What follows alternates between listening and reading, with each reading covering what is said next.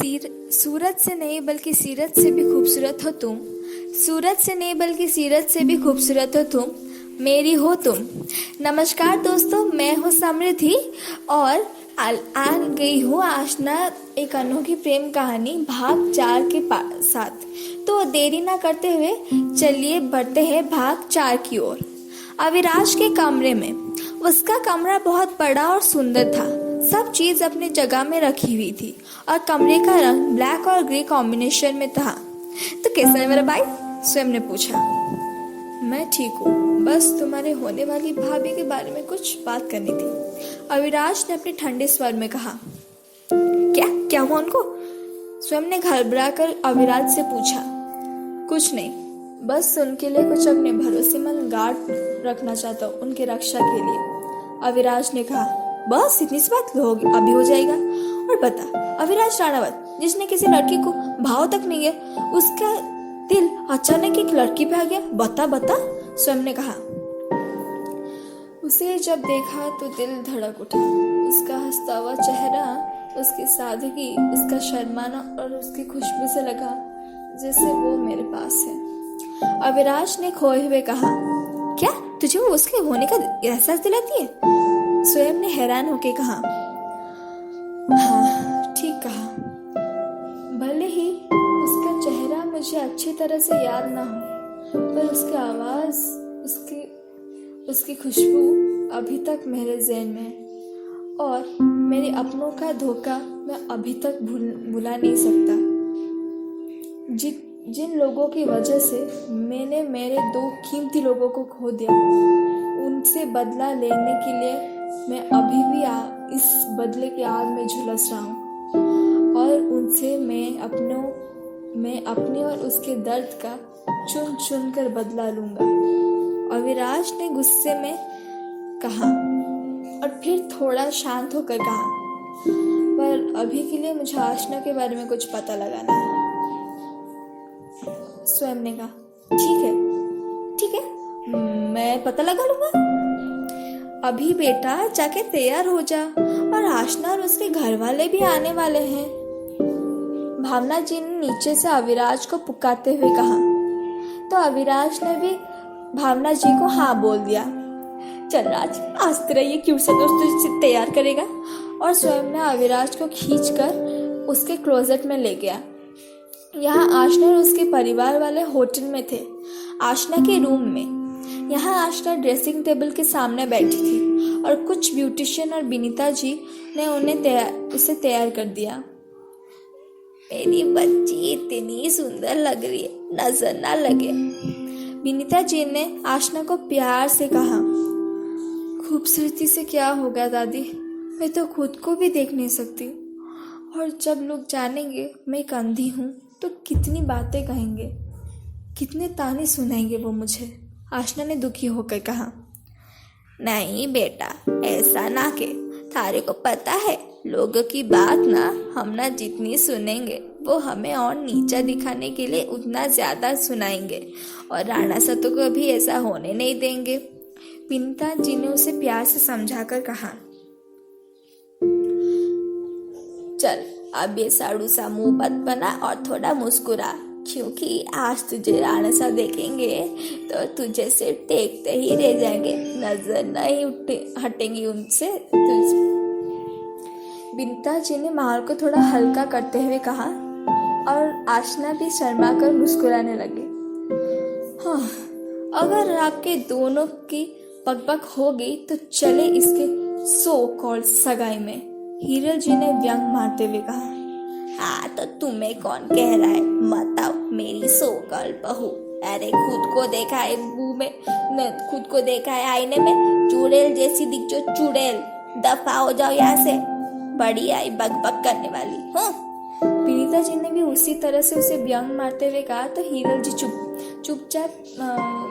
चुपचाप वहां से पैर पटक कर चली गई। उफ दादी, आप कभी नहीं सुनेंगी ना मेरी बात, आशना ने कहा। हाँ तो क्यों सुनूं, मेरी पोती के बारे में अगर कोई कुछ भी कह दे तो वो बिनीता ओझा से नहीं बच सकता। अब तू चल, तू मेरी दादी नहीं है। गीता जी ने कहा और उसका हाथ पकड़कर उसे ले गई। राणावत विला। यहाँ आशना के घर वाले और पंडित जी दोनों ही पहुंच चुके थे और सारे मेहमान भी लगभग आ गए थे और अविराज के चाची और दादी भी थे। उनको अभी तक पता नहीं था कि आशना देख नहीं सकती। तभी अविराज स्वयं के साथ सीढ़ी से नीचे उतरने लगा और उसने जब आशना पे एक नज़र डाला तो वो उसकी खूबसूरती में जैसे डूब गया। हल्के रंग का लहंगा, दुपट्टा राजस्थान स्टाइल में डाला हुआ, हल्का सा मेकअप जो कि उसकी असली खूबसूरती और भी निखार रही थी, और बालों को खुले रखकर उसमें स्टाइल किया हुआ था, और उसके नाक में एक नथ था जो कि उसके लहंगे से मैचिंग था और उसके ऊपर बहुत ही सुंदर लग रहा था, और चूड़ी कम पर मैचिंग पहनी थी। कुल मिलाकर किसी खूबसूरत अप्सरा से कम नहीं लग रही थी। तो वही अविराज ने आशना के कलर से मैचिंग कुर्ता और पैंट पहना था और उसके एक साइड में एक ब्रोचर भी लगा हुआ था। वही भाभी को इतना मत घूर, तेरी है और तू उन्हें घूर रहे और बाकी सब तुझे घूर रहे। स्वयं ने उसे अविराज को होश में लाकर कहा तो अविराज ने देखा कि लोग सच में उन्हें घूर घूर कर देख रहे थे। फिर वह आशना के पास आया और उसके हाथों में अपना हाथ डाल लिया और उसे ऊपर ले जाने लगा, स्टेज के ऊपर ले जाने लगा। ओह माय गॉड, ये लड़की अंधी है? अविराज की चाची यानी कि रागिनी जी ने हैरान होकर क्या रागिनी, ये लड़की अंधी है? अविराज की दादी विमला जी ने भी गुस्से में कहा। भावना, ये क्या कर रही है आप? एक अंधी लड़की को इस घर की बड़ी बहू बना रही है। अरे लोग क्या कहेंगे? हमारी इज्जत पानी में मिल जाएगी। विमला जी ने कहा।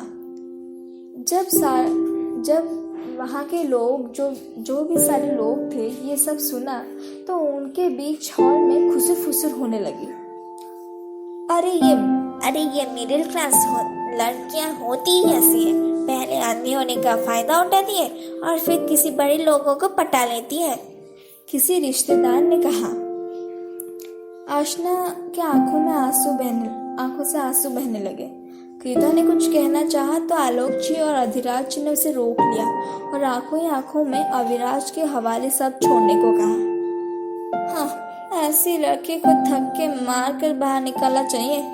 अरे एक लड़की जो देख नहीं सकती वो क्या इस जोधपुर की रानी बनेगी? टिया जो कि एक रिश्तेदार की बेटी थी उसने कहा। अभी के अभी बाहर निकलो। रागिनी जी ने आशना का हाथ पकड़कर उसे घसीटकर ले जाने लगी पर अविराज ने उसे अपनी ओर खींच लिया जिससे वो उसके सीने से आ लगी। यू मिडिल क्लास चीप औरत, रागिनी जी ने गुस्से में कहा तो अविराज का सब्र का बांध अब टूट चुका था। बस अब एक और शब्द मेरी होने वाली पत्नी और अपने होने वाली रानी सा से कहा तो जुबान खींच लूंगा उसकी। और आप लोग तो अंधे ना होकर भी अंधे हैं। आप लोगों की वजह से आज समाज की हालत ऐसी है। और एक खामियों से नहीं खूबियों से प्यार कीजिए, और अगर किसी ने इन्हें नुकसान पहुंचाया या फिर इनके खिलाफ कुछ भी करने की कोशिश की तो आप सब लोगों को असली अविराज राणावत को देखने को मिलेगा जो कि सिर्फ दर्द देता है। अविराज ने गुस्से में चिल्लाकर कहा तो सब लोग उसके उस अवतार से डर कर चुप हो गए। रागिनी जी और विमला जी भी काफी डरी हुई लग रही थी। और हाँ, जिसको इस एंगेजमेंट में नहीं रहना है तो दरवाजा वहाँ पे खुला है, कृपया करके जा सकते हैं। रीता ने इतनी मीठी तरीके से कहा तो सबकी बोलती बंद हो गई। फिर रस्म शुरू हुआ और अविराज और आशना ने एक दूसरे को अंगूठी पहनाया जो कि राणावत परिवार का शाही अंगूठी भी था, और विमला जी और रागिनी जी को छोड़कर सबने उन्हें आशीर्वाद दिया। हेलो भाभी, मैं हूँ स्वयं गोयनका, सबके लगा देता हूँ लंका। स्वयं ने ऐसे अपना इंट्रो दिया तो आशना को हंसी आ गई। फिर अविराज ने उसका पूरा इंट्रो दिया। बेचारा अविराज। मैं आशना, आपसे मिलकर अच्छा लगा भाई। क्या मैं आपको भाई बुला सकती हूँ? आशना ने पूछा। अरे हाँ हाँ बिल्कुल, मुझे और एक प्यारी बहन मिल गई, और अभी तो मेरी गुड़िया सो रही है क्योंकि वो तो अभी अमेरिका में। पर जब भी टाइम मिलेगा मैं आपको वीडियो कॉल करके उससे मिलवाऊंगा।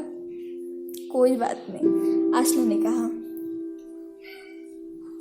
अरे रे रे रे रे रे, आज मेरे भाई का एंगेजमेंट है तो थोड़ा तो भांगड़ा शांगड़ा डांस वांस तो होना चाहिए, विधा ने कहा तो स्वयं भी उससे सहमत था।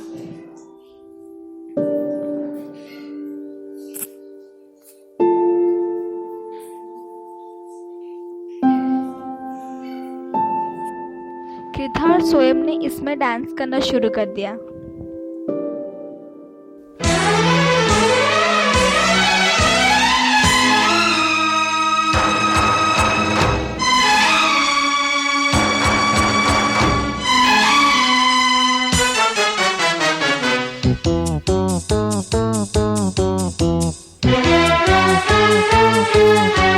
वाह वाह राम जी, जोड़ी क्या बनाई, भैया और भाभी को बधाई हो बधाई। सब रस्मों से बड़ी है जग में दिल से दिल की सगाई। आपकी कृपा से ये शुभ घड़ी आई, जीजी और जीजा को बधाई हो बधाई। सब रस्मों से बड़ी है जग में दिल से दिल की सगाई। वाह वाह राम जी, वाह वाह राम जी, वाह वाह राम जी।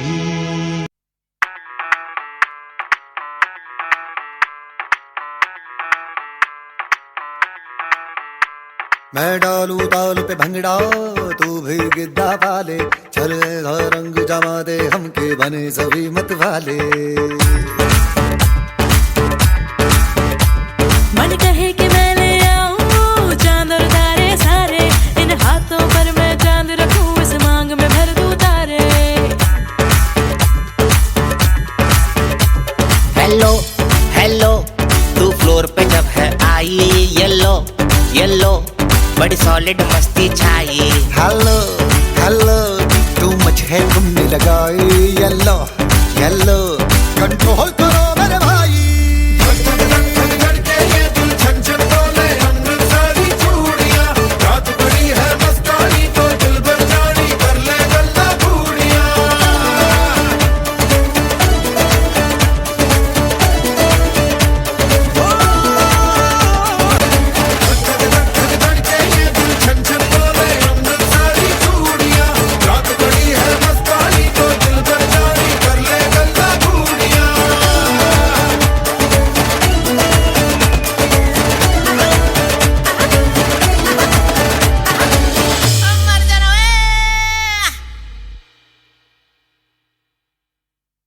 और ऐसे ही खुशी खुशी ये एंगेजमेंट ख़त्म हो गया। तो आज के लिए बस इतना ही। मिलती हूँ आपसे अगले भाग में, और इस कहानी से जुड़े रहने के लिए जुड़े रहे इस कहानी और मेरे साथ। नमस्कार।